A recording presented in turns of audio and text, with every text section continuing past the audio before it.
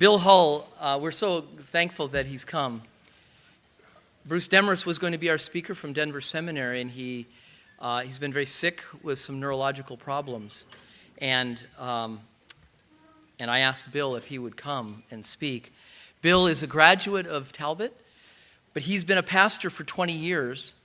And part of that pastoring that I find so good, because I now part of the spiritual formation movement, I hear a number of individuals who've been in the church pastoring, and then something happens in their life or in others' lives. The Lord takes them to a certain place, and then they move out of the church. And then they start a ministry. Well, for Bill, it worked a little bit reverse, where it actually brought him back into the church as well, to be with the community, to care, and to love them. So I'm really glad to have him here. He's an adjunct professor at various seminaries as well. Primarily, he's over the Choose the Life ministry. Some of the books are Jesus Christ, the Disciple Maker. See if you can see a common theme here. The Disciple-Making Pastor, the Disciple-Making Church, the complete book on discipleship. So I think we're going to hear something about discipleship tonight. But one thing I know about Bill is he wants to bring spiritual formation into daily life, into real life, our experience with others and with the issues that confront us in life. So again, Bill Hull's, his books are in the back that you can see during the break, but let's welcome Bill Hull. Thank you. Thank you, John. Thank you. Well, good evening. I understand my acolyte, Dallas Willard, had been here earlier. He does whatever I tell him, and I'm thankful for that. I hope you all did get the notes for tonight, and it's a great honor for me to be back here at Talbot on the Biola campus. I spent 4 years here back before many of you were born. Graduated in 1979, and I'm thankful for my experience here. It's really been helpful to me in so many ways. And it's really good to have gotten to know John, Dr. Coe, and have been I've met with a number of the students who are in the program and have found that it's very healthy. So I've been very encouraged by all of this. And in the circles I run in, we have been very happy about what's been going on here at Talbot. Well, tonight I want to talk a little bit about, first of all, how I got to the point I'm at now. Now, that may not be all that interesting to you, but it is to me. And I'm the speaker. Now, G.K. Chesterton is one of my favorite people. He was a newspaper man, a journalist, a Christian apologist. In fact, one of the most eloquent apologists for Christianity in all of Great Britain and all of, actually, Western Europe. He lived in the late 19th century and died in 1939. He was a big man. He was about 6'4", a couple inches shorter than me, but he was a wide man as well, pushing 400 pounds. We're told that he was so lazy that if he wanted to go 100 yards, he'd hail a cab. Of course, in those days, drawn by horses. Chesterton was full of quips. In fact, you can buy books by him just full of his quips and quotes and funny things he said. One time he was asked, there's a newspaper contest about what's wrong with the world, and his answer was, I am. He went, one time he was asked, if you were on a deserted island, what book would you want to have with you if you were all alone? Now, of course, the right answer is the Bible. He said that Young's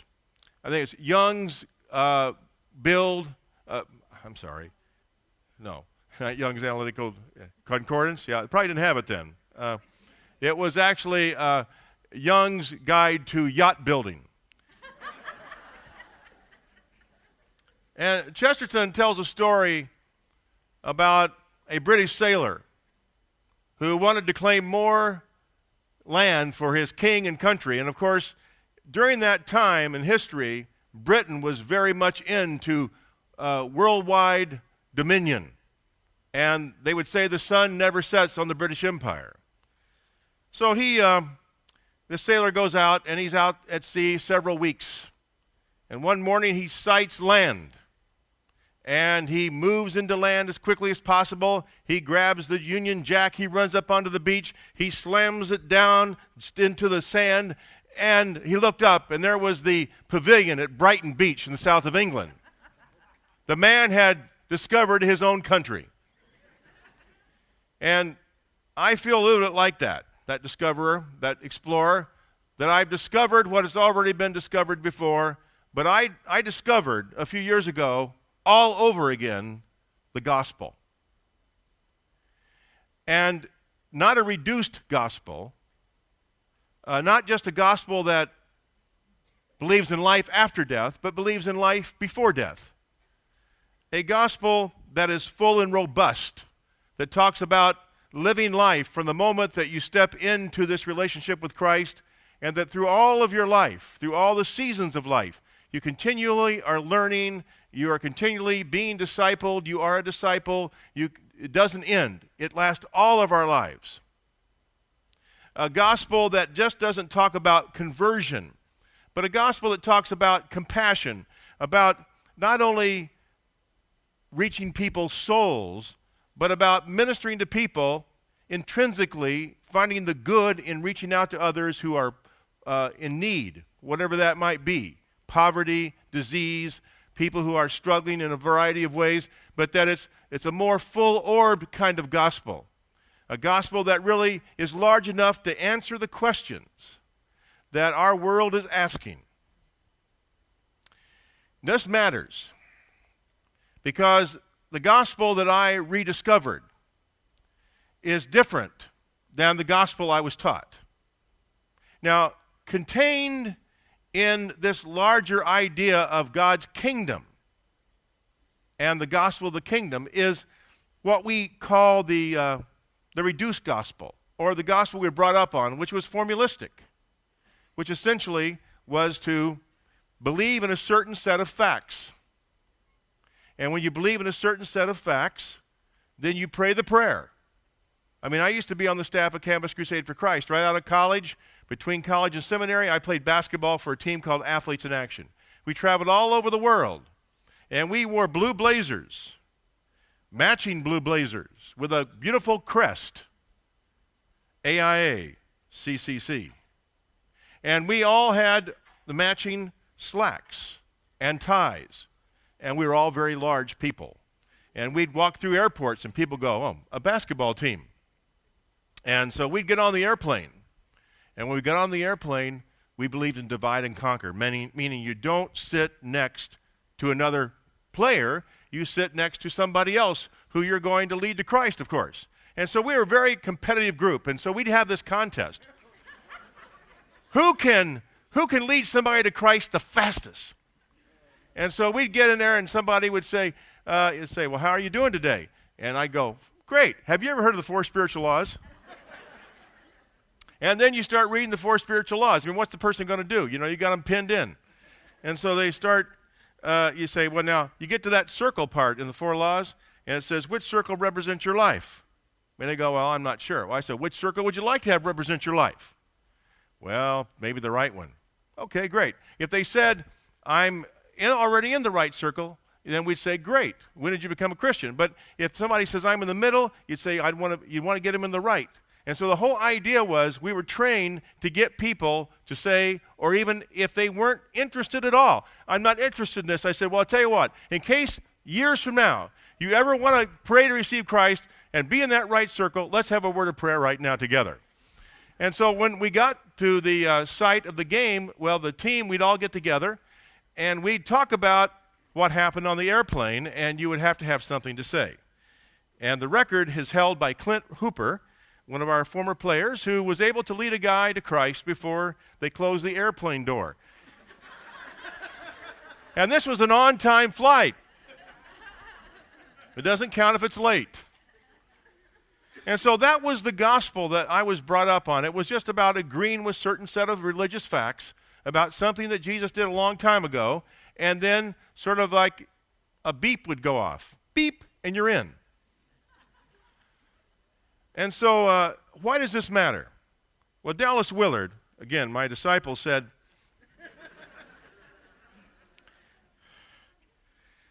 why Christian faith has failed to transform the masses and make a more just and peaceful world is because it has failed to transform the human character. Now, essentially, I think the reason that the spiritual formation movement exists, is because of this statement, because of the fact of this statement, that we were doing classic discipleship, we were doing classic things which are more institutional and formalistic, but we really were not getting at the human character. And because of that, the next thing is also true, because it most often is not accompanied by discipleship. Now again, the way I want to use the word discipleship is about the process of following Jesus all of our life. I'm not referring to a program. In fact, a lot of this is very hard to program. But you cannot, but I'm not talking about that. I'm not talking about 6 weeks or 16 weeks or 4 months or whatever it happens to be where we go through a curriculum. That's not my point. My point is it's a life. It's a journey. It's a life we choose. And he says in philosophy. Now what that means is the leadership of a congregation or of any kind of movement or in your own individual understanding. Our philosophy or understanding is that we are disciples. One time I was taken before, that sounds kind of ominous, doesn't it? A faculty of a well-known seminary, not this one. And there were about 50 or 60 faculty members, and I had a book out. This is back in 1988 or something like that. And they were able to question me at the end of this session. And somebody said, well, Bill, are disciples born or made? And you know, when you're asked a question sometimes in front of people that are a little bit intimidating, how the blinds go down on your mind, and I drew a blink. And I started praying. Because I remember that passage in Luke chapter 12. It says, if you're taken before the Sanhedrin, that you can answer. You know, and it just came to me. It came to me. They're born to be made. And in those days, that people were calling me Slick Willie because I got out of that. But the idea is that in philosophy, that we believe that we are disciples, and that it's more important to be a disciple than to have a plan to make disciples. Because you see, if we are disciples, we'll figure out the plan. But the problem is there's a graveyard somewhere. I'm not sure where it's located, but in it are all the plans to disciple people and to change people and transform the world. And it's a graveyard. They're all buried there, sort of like a trash dump. And there are all these unused plans, unimplemented. And the reason they're unused is because excuse me. The reason they're unused is because it really wasn't taking place in the lives of the people who created the plans. And so that's the idea of the leadership. Then in program, meaning, now are the activities that we're engaged in as a ministry, are those activities congruent with the idea of what we have decided a follower of Jesus is like? And then in curriculum, that's talking about the content.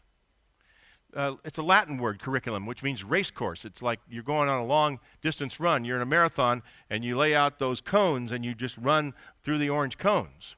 They'll guide you. So this is essentially what Willard is saying, is that the reason that we have not transformed the world, the reason that we have not really made the changes that we thought, the reason our lives are not distinctive from many other lives, especially in the West.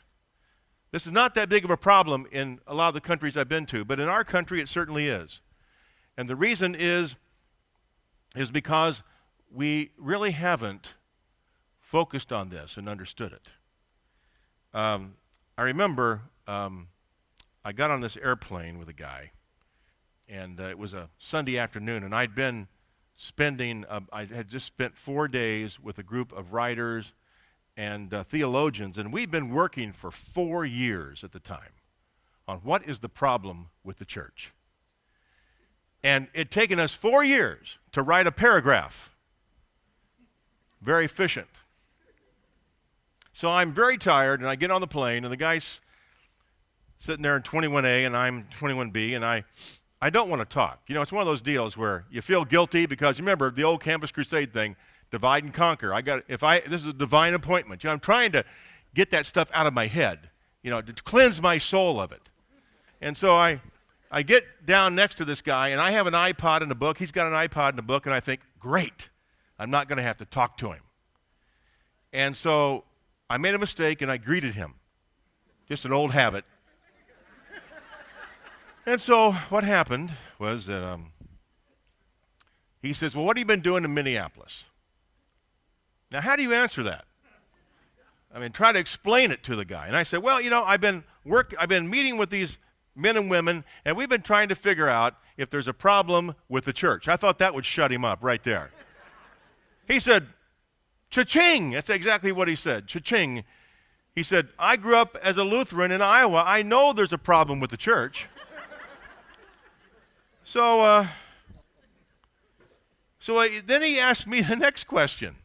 You know, the guy's actually interested. So what's the problem? And I thought, oh my goodness, we have written papers on this. We've discussed this. We've agonized over it. We have nuanced it. You know, looking at all these theological terms, and we've worked this thing we've massaged it. It's unbelievable the amount of time we spent on it, how smart all these people are that are working on it. And now this guy wants me to tell him like that. So I said, well, the problem is that we've been taught, and some of us believe, that you can become a Christian without being a disciple. That's the problem. And he said, oh, I get it. You mean like you say one thing and do another? I thought, this guy could have done the paper, you know. And you know what happens is we Christians, oftentimes we give the guy who says, you know, that's the problem. We're not living like we're supposed to. Here's a stick. Hit me with it. And so then he hit me with it a while. And then I said, but essentially, our gospel is one where discipleship is an add-on, where it's an extra. I mean, just ask people around your church. Do you have to be a disciple to go to heaven? See what they say. They'll go, no, not really. Where did they get this? Well, we taught it to them. That's what happened. And it's like buying a car. You know, back when I was young and I bought my first car, it cost me $125, and I saved it up. And the insurance was $250. And it was an old, dilapidated Indianapolis Transit municipal car. It had Indianapolis Transit System on it, but you could see where it was, but they rubbed it out.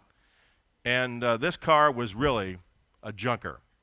But it was stripped down, had no radio, no air conditioning, nothing. And so when you buy a stripped down car, there are no options. Now, when you go to a parking lot, an auto lot, and there's now these days, the stripped down model always has a radio, it has air conditioning, it has power windows and so on. But so you're really talking about the navigational system, you know, that kind of stuff, the toys. And to many of us, we think that really what the gospel is, what it's teaching us, and is that it's the car itself is salvation, and then the options are like discipleship. It's an add-on, but not essential. And grace is passive. I love what Dallas says. He may have said it here, but he grew up a barefoot Baptist in southern Missouri. And when he was about 16 years old, he said the thing that occurred to him as a Southern Baptist teenager was that when you were saved, you were stuck with it. There wasn't anything else. You're going to go to heaven? It's great.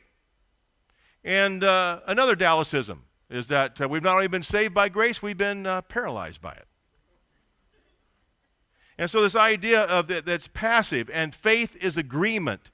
And our whole system is based upon a profession of faith. And faith has been defined as intellectual assent, as just agreeing with a set of religious facts. Now, that's the problem. So this guy sitting next to me asked me, well, what's the solution? I mean, this guy was really into it. And I said, well, this is going to be even harder. The solution. We haven't got that far yet. That's going to take another decade. And I said, well, essentially it's this. I think that we would exercise a faith that embraces discipleship as part of the gospel. I'm not saying that we are saved by works. I'm not saying that we have to behave a certain way to become a Christian. What I am saying is that once we are brought to that point of decision in life, that the story and the gospel includes the journey of walking with Christ. It's just part of what it is. And then I went on to tell him a little bit about my life. And I told him about how I had run into a lot of walls in my life. And when I was a young man, and I remember in Campus Crusade for Christ, I was 24 years old, and I was in charge of like 10 or 12 staff members and several hundred people in a campus ministry. At 24, I was a seasoned vet. That's the way Crusade was in those days. And so as a young man, we'd sit around a table. You go to a meeting, and there'd be like 10 people around the table. And they'll say, okay, Jerry, you take Asia. And Joe, you take Europe. And you get South America, Frank. And Bill, you get what's left. And so we were all trained that we had to carry the weight of the Great Commission on our back, that we were going to fulfill it by 1976 in the United States and by 1980 in the world. We were carrying it on our backs. And so I carried this around. Every little organization, we're going to go for it. We're going to change the world. We're going to go for everything. And so we carried with us this pursuit, this drive, this striving to accomplish, all of us trying to accomplish the same thing, which was this huge, huge thing. And I said, one day, and I remember when it happened, I decided that it wasn't my responsibility to change the whole world. And then I decided that it wasn't my responsibility to change the church. Because every time I try to change a church, as a pastor or in any other capacity, people get upset. Have you ever noticed that? I always thought that I love change. I love just the idea of new ideas. I love seeing people squirm as I would create new thoughts. And I knew that some of the late adapters, those laggards, they're really going to be unhappy, and that made me even happier. And then one day I went home, and my wife had changed the furniture around in our living room. And I was just shocked. And I went around and I said, you know what, I don't like this. And I moved the furniture back the way I wanted it. And she wouldn't help because she locked herself in the bedroom. But I liked the change. I discovered about me is I liked the change that I liked. I didn't like the change I didn't like. Make sure you write that down. And I decided what I would do is I'd focus on changing me. And I started reading certain biblical passages in new ways, such as when Jesus, in Philippians 2, he lived a life of submission, of humility, of obedience, and sacrifice. And that if I was his follower, I was going to have to choose that same life. Now, what would that mean? Well, it would mean that I would have to be somehow transformed, and so I could unhook myself from the various toxic things that were fueling me. And so, to me, this is the character revolution.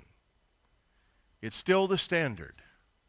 It's still really the essence of what it means to live the gospel, is to live that same life that Jesus lived, a life of humility, which means that I'm just acknowledging who I am responsible to and dependent on, of submission, that I'm willing to submit to the authority not only of Christ, but those people in my life who contribute to it, that I am obedient, which is a response, and finally, that I live for others.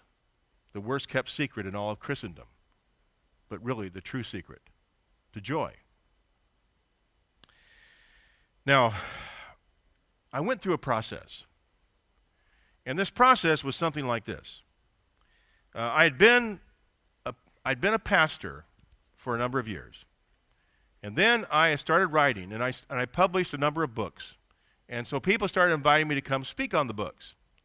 And then one thing led to another, and pretty soon I was the United States director for the Evangelical Free Church, and I was creating this training program called TNET, or Training Network. And we did this all over the world for more than a decade. But at that point, I was living really out of my head a lot. And I also had thousands of acquaintances, but no real friends. And so I felt a need to reconnect with God and reconnect with His church. And so I went back into pastoring. And during this process of moving back into the pastorate, you know, the interesting thing about the church is that people really don't care what you've accomplished or the books you've written or who's been impressed by you. They all only care about, you know, who are you and what do you have to say and how's it going to help me today. And so I went through a process, and one day, at the end of a journey, and not the end of a journey, but after a while, after about 3 years of this, I decided to preach a series of sermons called Choose the Life. That I had decided to live a different kind of life. It's like a friend of mine who's a pastor, and he pastored this church for about 5 or 6 years, went from 300 to 6,000. And he got a plaque in the mail that said, "Congratulations, you are the fastest growing church in America." Now, at that point in his life, he was unhappy. In fact, he didn't know if any person who really, if a pastor of a large church could actually have a good life, have a normal family, and understand and live life normally. He just didn't think that, why should I invite anybody into my life? Why should anybody be interested in what I'm doing? Because I'm unhappy, I'm unfulfilled, I'm frustrated, I feel empty. And so he and his friend took this plaque out of the woods. They put it on a tree and blew it away with a 12-gauge shotgun. That's where I was. That's how I felt. I wanted to blow up the whole system and start over again. Just figure this thing out. Really what's true. And so one day I get up to give this sermon. And I told people, I'm not sure how long this sermon series will go. I got 4 ideas, and then after that, I'm not sure where we're going. And so I started off, and I remember we had 50 people join the church that day. They was all up on the platform, and we had a cake for them, and we had these guys cooking food for them. We're going to have a big celebration after the worship service. And so after we gave them their certificates and they went down to sit, I started my sermon, and I got up and I said, I think it's wonderful that we have 50 people, maybe more than that, coming in here to our membership today, but I'm wondering if we should invite them into something that's not working. Well, all those smiles turned to frowns, and people were going, he's really gone over the hill, hasn't he, around the bend. We never tested this guy out. And I started telling them about the fact that I was frustrated. And so I took off my mask.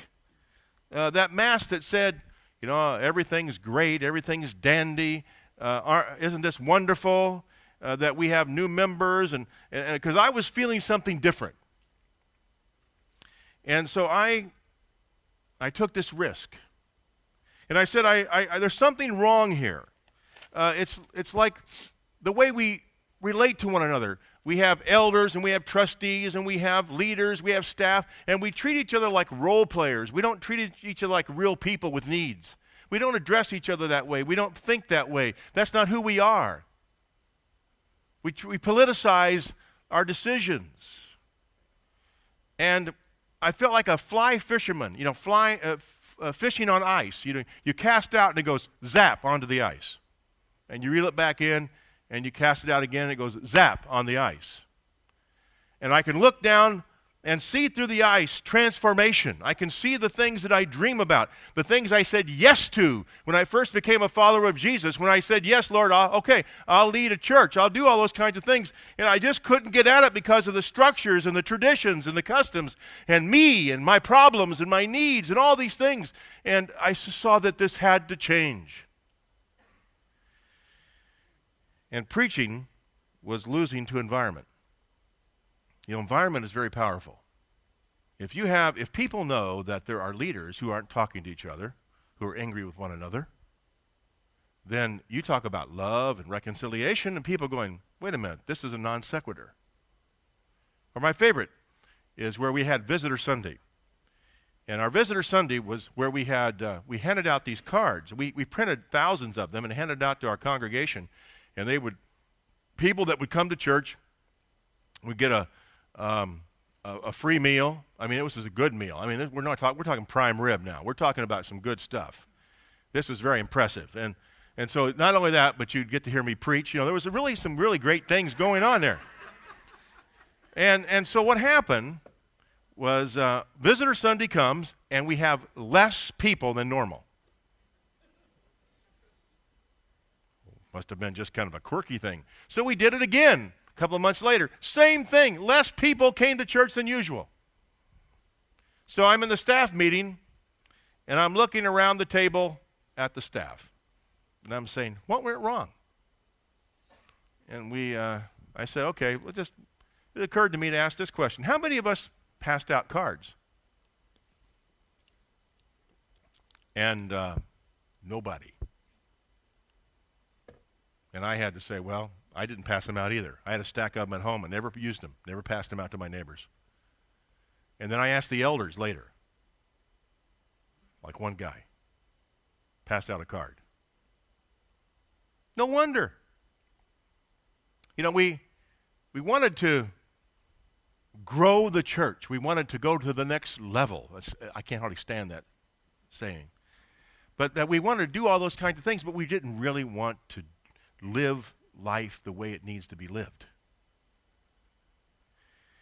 And so, I remember Karl Barth, the great theologian, who talked about when he was in his early years as a preacher, and he says he would blow through the end of a trumpet, and he'd blow as hard as he could, and his face would get red, and his jowls would get really big, and he would blow as hard as he could, and nothing came out of the end of the trumpet. And that we were just on a religious treadmill doing activities. And this was our experience. And my competence had failed me. One of the things that people would have said about me is he's competent. But for the first time, I remember saying to the staff, why can't I get my claws into them? Why can't I cast my spell on them? Why can't I do this? And nobody really knew why. But I essentially think I was giving off this odor, and you don't know that you smell, but you're giving it off, and it's a self-promoting, I'm the star, you're the pawns, this is my plan so we can grow and so I can feel better about myself kind of smell. It doesn't smell very good. But you can't smell it on yourself. That's the bad thing. And so my skills had let me down. And then this is where I started getting into the deeper issues, such as I was hooked on results. This is the way I was trained. This is the way I would think. It's subconscious. You don't really know it. You don't really want to admit it to yourself. But when you get good results, you feel good. And when you don't get results, you feel bad. And when you do get good results, you feel affirmed by God and loved. And when you don't, you feel like, what did I do wrong? Where did I sin? What went wrong? And you live that way. It's toxic. And I said, how do I cleanse my soul of this? I still can't I'm still not totally cleansed. I'm suppose you'd be not surprised by that. But sometimes, you drive by a really big church and my heart skips a beat.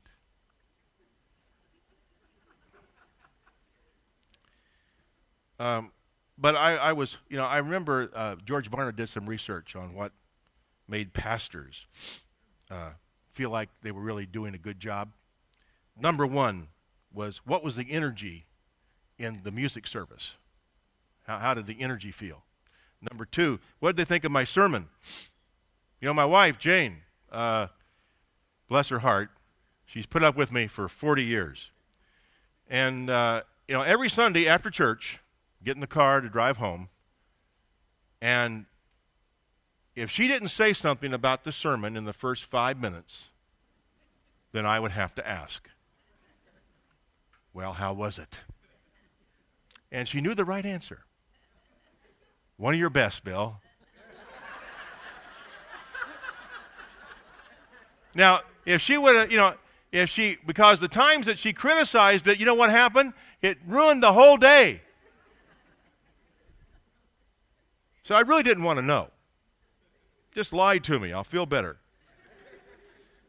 And were people, another one thing that Barna studies showed was, are they joining groups and attendance and finances and those kinds of things? Now, these are not unimportant. These are things that we want to know about.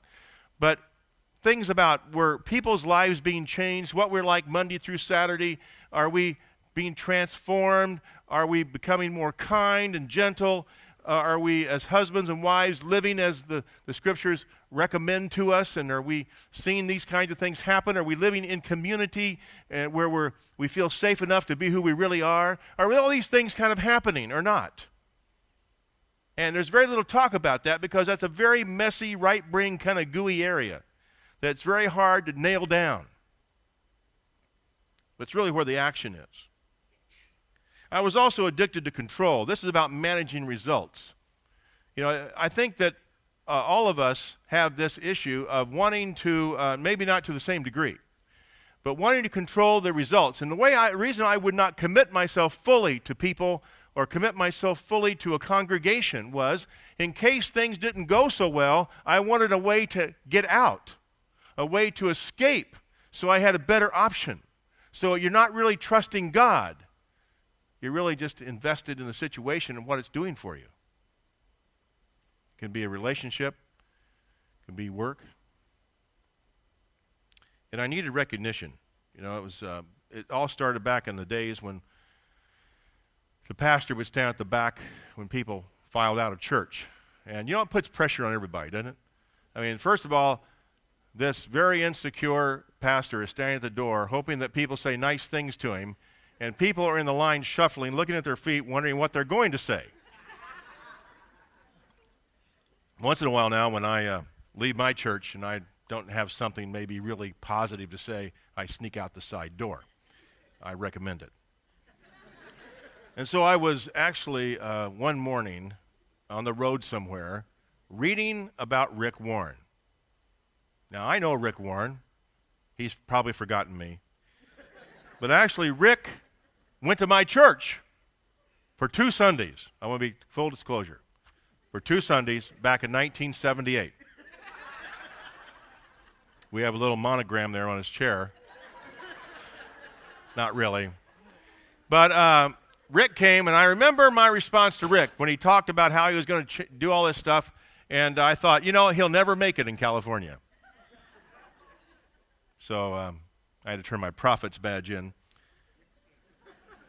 But I was reading about Rick and in the USA Today and how this guy his impact was so huge. And this is before he got really huge, like now. But, I mean, it was amazing what he was doing and how many books he was selling, more books than I had brain cells. It was incredible. And so as I read this, it was like I was like one of these inflatable men, and somebody pulled out the plug. And as I read, I continued to get smaller and smaller and smaller until I disappeared under the paper. And then I knew, you have a problem. And I could not really say, the Lord is my shepherd, I shall not want, because I was really needy. And then I was a product of my times. You know, the go fast, be relevant, lead, produce, score. I love Malcolm Muggeridge. I love these British guys. Dead British people are very interesting. And Malcolm Muggeridge was a Christian apologist, very eloquent, a TV personality. He was a spy during the Second World War for Britain, and became really well known at age 60 when he converted to Christ, and he was called Saint Mug over in England.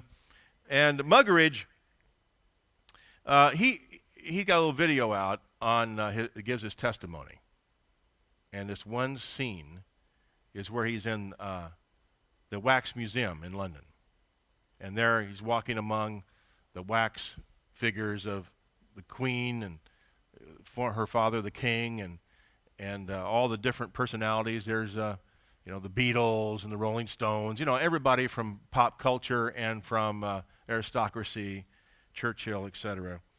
And here comes Muggeridge walking through these statues, saying this: "In the beginning was the image. The image became wax. It dwelt among us with all absurdity." And I thought, yes, it is so absurd, this whole thing. And so God said to me in a number of ways, "Don't run, I'm going to break you." Now, I always thought brokenness was for weak people, for people who fall down and go boom. But that's not me. And this lady in the church brought me a book. And one of those very irritating type of people who's always bringing you stuff. And she brings me this book on humility. It's about 100 pages long. And I couldn't wait for her to leave so I could just throw it in the trash. But I started reading it. And the more I read it, the more convicted I became, until I was really shaken up. And so what happened to me was I started experiencing the church started beginning to experience like a low-grade fever. Nobody could really identify what it was. Nothing really big was happening one way or the other. He was just sort of there going through the motions, and people would say things to me like, "Well, Bill, we're going to go to another church. We're not sure why. We sort of like you, and all that, but there's something's missing." And so people would, say these things to me. And then I went to this seminar, and this seminar was very unusual. A number of our people had been to it, and so I go to this seminar, and my wife Jane and I are there, and it's a behavioral experience, and it lasts 4 days, 12 hours a day, and very rigorous, with homework after midnight. I mean, it's incredible. And essentially, they form a community, and they sort of break down your resistance so you become real. And on the third day, they had an exercise where you would go around based upon the first 2 days, and you would say to a person, giving or taking. And then if you thought they were a giver, you'd give them a stick, a popsicle stick. And you go around, and then after we finished all this, we had maybe 25 popsicle sticks apiece, and there's 54 of us. So when we are finished, we are seated in a semicircle, horseshoe, with the most caring person, based upon the judgment of the people there, in seat 1, all around to seat 54. And I was looking right across at this most caring person. And I was in seat 50. And there were 4 people to my right, one guy from Israel, my wife, some other person I can't remember, and my attorney.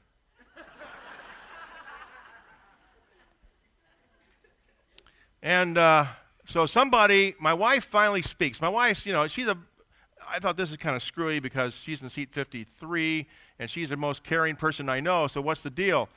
And but she speaks up, and so I defend her when somebody disagreed with her, and then the facilitator said, hey, we don't need your help. And then lady looks at me. She's over there somewhere, like seat 10 or something, showing off. And she says, well, what do you do? Now, the rules were that you weren't supposed to tell your profession or your name. No name tags. And I protested. I said, well, I'm not supposed to tell. And he says, go ahead, we'll have fun with this. So I said, well, I'm a pastor. And she said, words I'll never forget, of a church?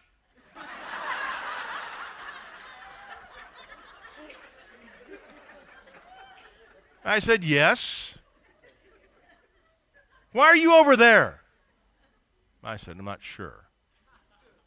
And so I talked to some people afterwards, and it really came home to me that I always thought that I love people like Jesus loved people, but then I realized that I didn't. That's what it taught me. I mean, after all, if I would have known ahead of time that this was a contest, I would have been working the room, patting people on the back, memorizing their name, know their children, where they went on vacation last summer, because, that's what Pastor Hull does. That's Pastor Bill. That's my job. But I made a mistake, and I showed up as myself.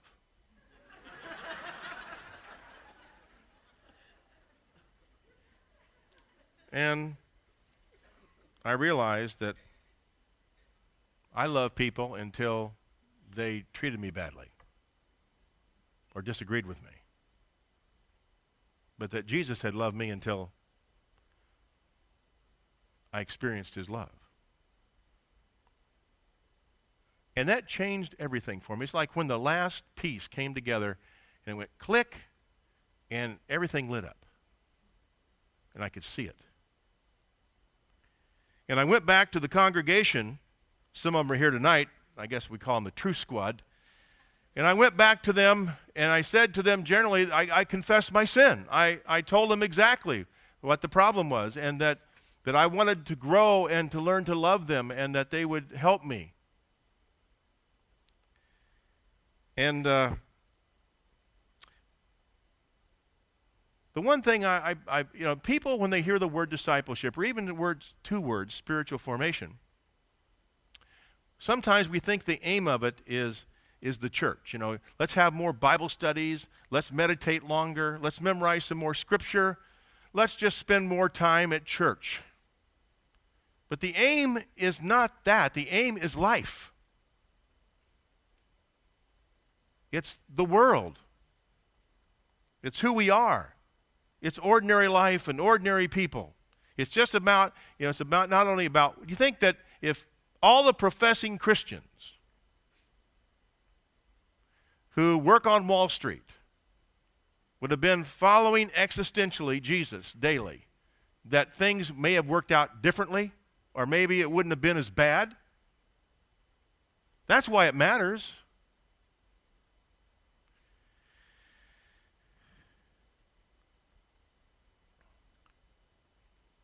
So here's something to ponder just before we take our break. I started with Willard. I guess I'll finish with him. The ills of the church and of the individual almost totally derive from the simple failure to just do what Jesus told us to do in the Great Commission. That is what it means to choose the life. There is no excuse whatsoever for not doing it. And every rationalization is simply a wound to our souls, an injury to our groups, and an insult to the Christ who told us what to do. So my counsel to you is to choose the life and don't run. Amen.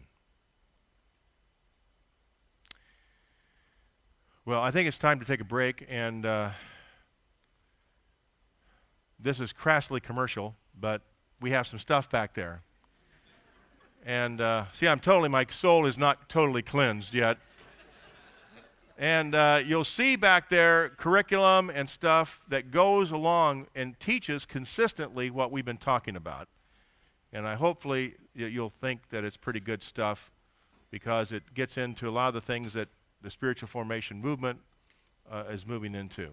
So let's take a 15-minute break. Let's get back about 8:15, and we'll go on from there.